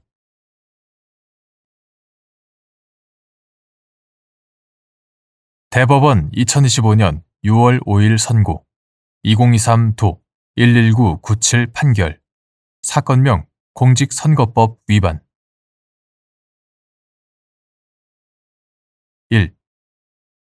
공직선거법 제108조 제1항에 따라 공표나 보도가 금지되는 여론조사의 경위와 그 결과는 공표, 보도금지 기간 중에 나를 조사일시로 하여 실제 행해진 여론조사의 경위와 그 결과에 한정되는지 여부. 적극. 공직선거법 제108조 제1항에서는 여론조사의 공표 방법에 관하여 누구든지 선거일 전 6일부터 선거일의 투표 마감 시각까지 선거에 관하여 정당에 대한 지지도나 당선인을 예상하게 하는 여론조사, 모의투표나 인기투표에 의한 경우를 포함한다. 이하 이 조에서 같다. 여론조사의 경위와 그 결과를 공표하거나 인용하여 보도할 수 없다라고 규정하고 있다. 여기에서 공표나 보도가 금지되는 여론조사의 경위와 그 결과는 공표, 보도 금지 기간 중에 나를 조사일시로 하여 실제 행해진 여론조사의 경위와 그 결과에 한정된다고 보아야 한다. 2. 피고인들이 각각 공표, 보도 금지 기간 중 카카오톡 단체 채팅방에 전국 동시지방선거 갑지역 지방자치단체장 선거와 관련한 여론조사 지지율이 표시된 그래프 한 개를 게시하여 공직선거법 위반으로 기소된 사안에서 위 그래프의 결과값은 모두 공직선거법 제108조 제1항에서 공표를 금지하는 여론조사 결과에 해당하지 않아 피고인들이 공표, 보도 금지 기간 중 공표가 금지되는 여론조사 결과를 공표한 것으로 볼 수 없음에도 이와 달리 본 원심 판단에 법리 오해에 잘못이 있다고 한 사례.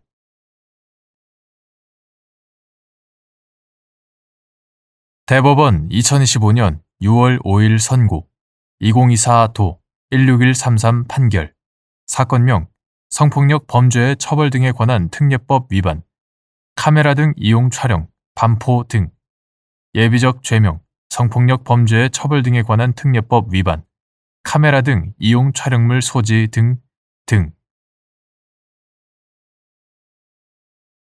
1. 성폭력 범죄의 처벌 등에 관한 특례법 제14조 제1항에서 규정한 사람의 신체를 촬영한 행위에 사람의 신체 그 자체를 직접 촬영하는 행위만 해당하는지 여부. 적극. 성폭력 범죄의 처벌 등에 관한 특례법 제14조 제1항은 카메라나 그 밖에 이와 유사한 기능을 갖춘 기계장치를 이용하여 성적 욕망 또는 수치심을 유발할 수 있는 사람의 신체를 촬영 대상자의 의사에 반하여 촬영한 자는 7년 이하의 징역 또는 5천만 원 이하의 벌금에 처한다 라고 규정하고 있다. 위 조항이 촬영의 대상을 사람의 신체로 규정하고 있으므로 사람의 신체 그 자체를 직접 촬영하는 행위만이 위 조항에서 규정하고 있는 사람의 신체를 촬영한 행위에 해당한다. 2.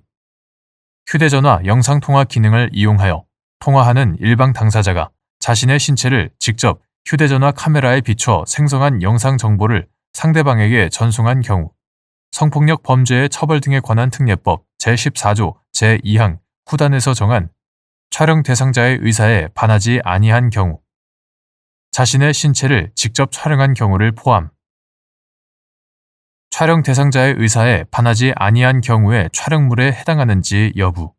적극. 영상통화 상대방이 이와 같이 전송된 영상 정보를 휴대전화 녹화 기능을 이용하여 녹화, 저장한 동영상이 위 조항 후단에서 정한 촬영물의 복제물에 해당하는지 여부. 적극. 성폭력 범죄의 처벌 등에 관한 특례법 이하 성폭력 처벌법이라 한다.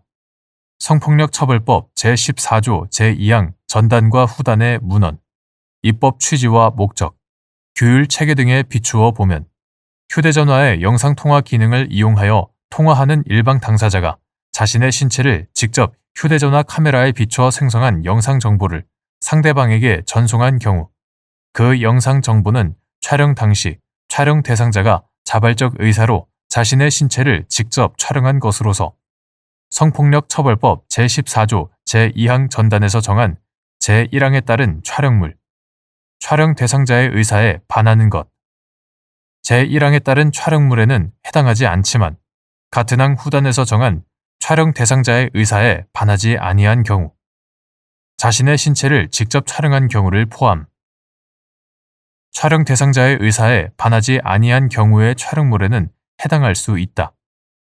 영상 통화의 상대방이 이와 같이 전송된 영상 정보를 휴대전화의 녹화 기능을 이용하여 녹화, 저장한 동영상은 성폭력 처벌법 제14조 제2항 후단에서 정한 촬영물의 복제물에 해당한다.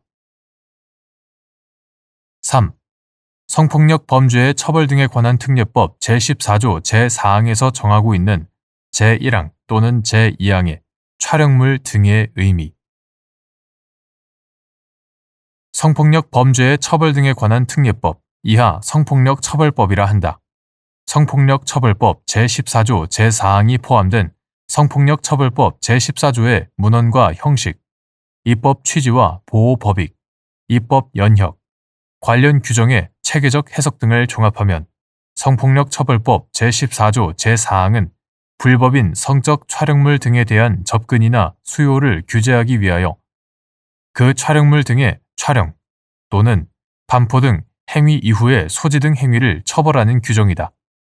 따라서 성폭력처벌법 제14조 제4항에서 정하고 있는 제1항 또는 제2항의 촬영물 등은 제1항 또는 제2항에 따라 처벌 대상이 되는 촬영 또는 반포 등 행위가 전제된 촬영물 등을 의미하고 위 행위가 전제되지 않은 촬영물 등까지를 의미한다고 보기 어렵다.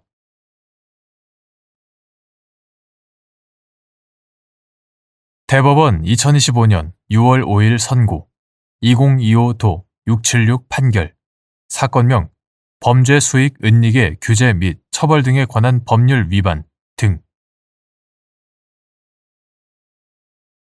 금융실명 거래 및 비밀 보장에 관한 법률 제3조 제3항 제6조 제1항에서 불법, 탈법적 목적에 의한 타인 실명의 금융거래를 처벌하는 취지 범죄 등의 목적으로 타인의 실명으로 금융거래를 한 경우 같은 법 제6조 제1항 위반죄가 성립하는지 여부 적극 법인의 대표자 지위에 있는 행위자가 형식적으로는 법인 명의로 금융거래를 하였으나 실질적으로는 자신의 범죄 등을 위하여 법인 명의를 수단으로 삼아 자신의 금융거래를 한 것으로 평가할 수 있는 경우 그 금융거래가 같은 법 제3조 제3항, 제6조 제1항에서 처벌하는 타인의 실명으로 한 금융거래에 해당하는지 여부, 적극, 및 이러한 금융거래에 해당하는지 판단하는 기준.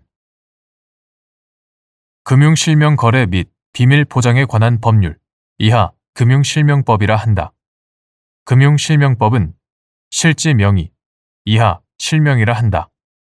실명에 의한 금융거래를 실시하고 그 비밀을 보장하여 금융거래의 정상화를 꾀함으로써 경제 정의를 실현하고 국민 경제의 건전한 발전을 도모함을 목적으로 하는 것으로 제1조 금융거래란 금융회사 등이 금융자산을 수입, 매매, 환매하는 등의 행위를 말하며 제2조 제3호 실명이란 주민등록표상의 명의, 사업자 등록증상의 명의 등을 말한다고 규정하면서 제2조 제4호 누구든지 특정 금융거래정보의 보고 및 이용 등에 관한 법률 제2조 제4호에 따른 불법 재산의 은닉, 같은 조 제5호에 따른 자금 세탁 행위 또는 같은 조 제6호에 따른 공중협박 자금 조달 행위 및 강제 집행의 면탈, 그 밖에 탈법 행위를 목적으로 타인의 실명으로 금융거래를 하여서는 아니 되고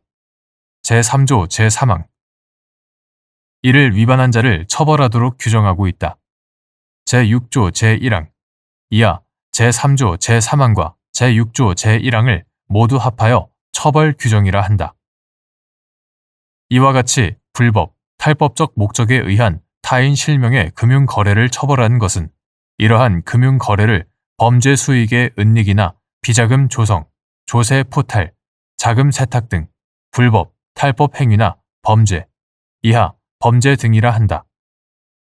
범죄 등의 수단으로 악용하는 것을 방지하는 데에 그 목적이 있다. 그러므로 위와 같은 범죄 등의 목적으로 타인의 실명으로 금융거래를 하였다면 이로써 금융실명법 제6조 제1항의 위반죄가 성립한다. 법인의 대표자 지위에 있는 행위자가 형식적으로는 법인의 명의로 금융거래를 하였으나 실질적으로는 자신의 범죄 등을 위하여 법인의 명의를 수단으로 삼아 자신의 금융거래를 한 것으로 평가할 수 있는 경우 그 금융거래는 처벌 규정에서 정한 타인의 실명으로 한 금융거래에 해당한다.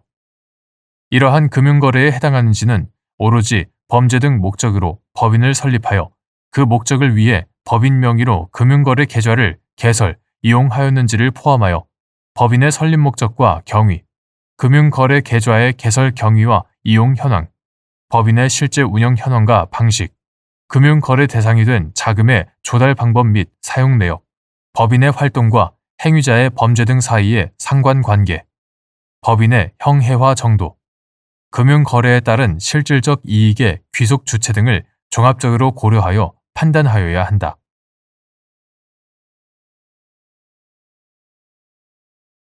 대법원 2025년 6월 12일 선고 2023도 11395 판결 사건명 아동, 청소년의 성보호에 관한 법률 위반, 성착취물 소지 등 전자정보 또는 전자정보 저장 매체에 대한 압수수색에서 혐의 사실과 관련된 전자정보인지 판단할 때는 구체적, 개별적 연관 관계를 살펴보아야 하는지 여부, 적극. 스마트폰 등을 이용한 불법 촬영 등의 범죄의 경우 그 안에 저장된 같은 유형의 전자정보에서 발견되는 간접 증거나 정황 증거는 혐의 사실과 구체적, 개별적 연관 관계가 인정될 수 있는지 여부, 적극. 이러한 법리는 압수수색의 혐의 사실이 디지털 성범죄인 경우에 그 혐의 사실과 같거나 근접한 시기에 또는 시간적 단절 없이 행하는 동종 유형이나 유사한 수법의 디지털 성범죄와 관련된 전자정보 또는 다른 목적과 수단 관계에 있는 디지털 성범죄와 관련된 전자정보에도 적용될 수 있는지 여부, 적극. 수사기관이 영장 집행 당시까지 알거나 알 수 있었던 사정에 비추어 혐의 사실과의 관련성을 판단하여야 하는지 여부, 적극. 전자정보 또는 전자정보 저장 매체에 대한 압수수색에서 혐의 사실과 관련된 전자정보인지 여부를 판단할 때는 혐의 사실의 내용과 성격, 압수수색의 과정 등을 토대로 구체적, 개별적 연관 관계를 살펴볼 필요가 있다. 특히 카메라의 기능과 전자정보 저장 매체의 기능을 함께 갖춘 스마트폰 등을 이용한 불법 촬영 등의 범죄와 같이 범죄의 속성상 해당 범행의 상습성이 의심되거나 성적 기호 또는 경향성의 발현에 따른 일련의 범행의 일환으로 이루어진 것으로 의심되고 범행의 직접 증거가 스마트폰 또는 해당 매체 안에 이미지 파일이나 동영상 파일의 형태로 남아있을 개연성이 있는 경우에는 그 안에 저장된 같은 유형의 전자정보에서 그와 관련한 유력한 간접 증거나 정황 증거가 발견될 가능성이 높다는 점에서 이러한 간접 증거나 정황 증거는 혐의 사실과 구체적, 개별적 연관 관계를 인정할 수 있다. 이처럼 범죄의 대상이 된 피해자의 인격권을 현저히 침해하는 성격의 전자정보를 담고 있는 촬영물은 범죄 행위로 인하여 생겼거나 취득한 것으로서 몰수의 대상이기도 하므로 휴대전화에서 해당 전자정보를 신속히 압수수색하여 촬영물의 유통 가능성을 적시에 차단함으로써 피해자를 보호해야 할 필요성이 크다. 반면 이와 같은 경우에는 간접 증거나 정황 증거이면서 몰수의 대상이자 압수수색의 대상인 전자정보의 유형이 이미지 파일 또는 동영상 파일 등으로 비교적 명확하게 특정될 수 있으므로 그와 무관한 사적 전자정보 전반의 압수수색으로 이어질 가능성은 높지 않다. 이러한 법리는 스마트폰을 이용한 불법 촬영 등 범죄에서뿐만 아니라 압수수색의 혐의 사실이 디지털 성범죄, 예컨대 아동, 청소년의 성보호에 관한 법률 제25조의 2, 제1항 압수수색의 혐의 사실이 디지털 성범죄인 경우 그 혐의 사실과 같거나 근접한 시기에 또는 시간적 단절 없이 행하는 동종 유형이나 유사한 수법의 디지털 성범죄와 관련된 전자정보 또는 다른 목적과 수단 관계에 있는 예컨대 아동, 청소년 성착취물을 제작하기 위한 성착취 목적 대화 등 다른 목적과 수단 관계에 있는 디지털 성범죄와 관련된 전자정보에도 적용될 수 있다. 한편 증거 수집 단계의 관련성과 증거 사용을 위한 관련성은 구분되므로 수사기관이 영장 집행 당시까지 알거나 알 수 있었던 사정에 비추어 관련성 인정 여부를 판단하여야 한다.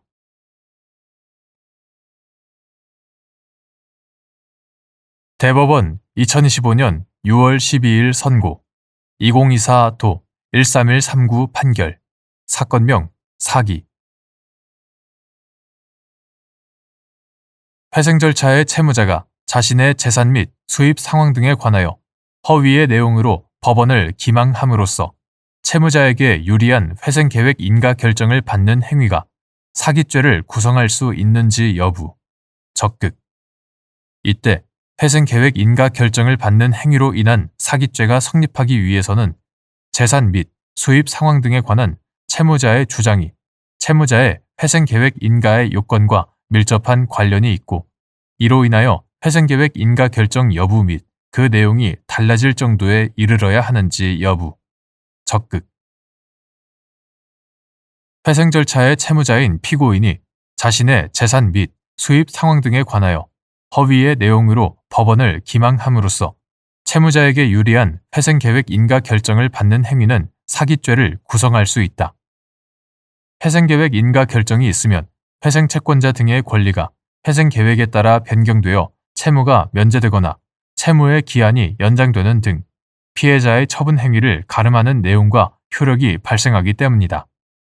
다만 회생 절차의 특수성을 감안할 때 회생계획 인가 결정을 받는 행위로 인한 사기죄가 성립하기 위해서는 재산 및 수입 상황 등에 관한 피고인의 주장이 단순히 사실과 다르다는 것만으로는 부족하고 그러한 주장이 피고인의 회생계획 인가의 요건과 밀접한 관련이 있고 이로 인하여 회생계획 인가 결정 여부 및 그 내용이 달라질 정도에 이르러야 한다.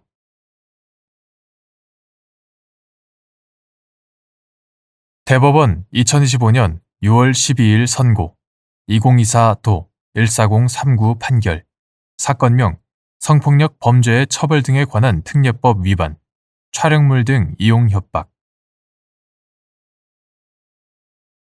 구 성폭력 범죄의 처벌 등에 관한 특례법 제14조의 3 제1항에서 정한 촬영물 등을 이용하여의 의미. 실제로 촬영, 제작, 복제 등의 방법으로 만들어진 바 있는 촬영물 등을 방편 또는 수단으로 삼아 유포 가능성 등 공포심을 일으킬 수 있을 정도의 해악을 고지한 경우 같은 법 제14조의 3 제1항의 죄가 성립하는지 여부, 적극 및 촬영물 등이 피해자를 대상으로 한 것이 아닌 경우에도 위 죄가 성립하는지 여부, 소극. 9. 성폭력 범죄의 처벌 등에 관한 특례법 2023년 7월 11일 법률 제19517호로 개정되기 전의 것 이하 구성폭력 처벌법이라 한다.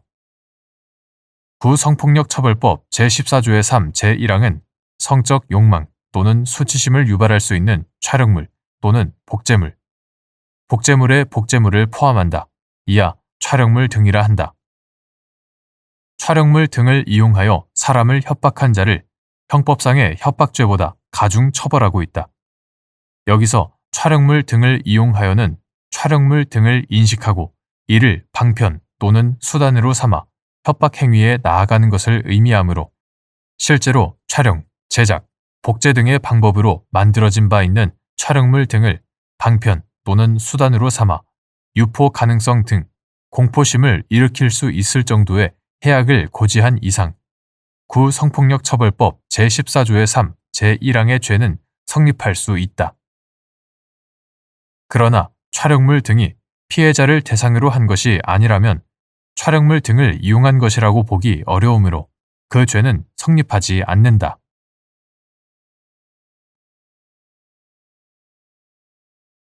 대법원 2025년 6월 12일 선고 2025도 1049 판결 사건명 교통사고 처리 특례법 위반 치상 1.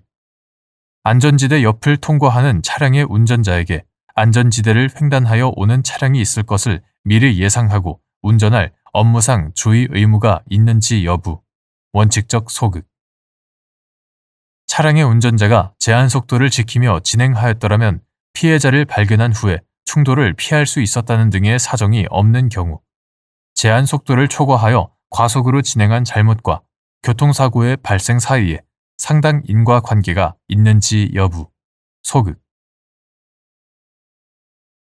차량의 안전지대 횡단은 일반적으로 금지되어 있으므로 안전지대의 표시에도 불구하고 차량의 안전지대 횡단이 특별히 허용되고 있었던 사정이 인정되지 않는 한 안전지대 옆을 통과하는 차량의 운전자로서는 그 부근을 운행하는 다른 차량이 위 안전지대를 횡단하여 자기 차량의 진로 앞에 달려드는 일은 없으리라고 신뢰하는 것이 당연한 것이므로 안전지대를 횡단하려는 차량을 상당한 거리에서 미리 발견하여 안전지대의 횡단을 예상할 수 있는 특별한 사정이 없는 한 운전자에게 위 안전지대를 횡단하여 오는 차량이 있을 것을 미리 예상하고 운전할 업무상 주의 의무를 기대할 수는 없다. 운전자가 제한 속도를 지키며 진행하였더라면 피해자를 발견한 후에 충돌을 피할 수 있었다는 등의 사정이 없는 한 피고인이 제한 속도를 초과하여 과속으로 진행한 잘못이 있다 하더라도 그러한 잘못과 교통사고의 발생 사이에 상당 인과관계가 있다고 볼 수는 없다. 2. 교통사고 처리 특례법 제3조 제2항 제3호, 제4조 제1항 제1호에서 보험 또는 공제에 가입한 경우에도 교통사고를 일으킨 차의 운전자에 대하여 공소를 제기할 수 있도록 규정한 제한속도를 시속 20km 초과하여 운전한 경우의 의미. 제한속도 위반 행위가 교통사고 발생의 직접적인 원인이 된 경우. 교통사고 처리 특례법, 이하 교통사고 처리법이라 한다.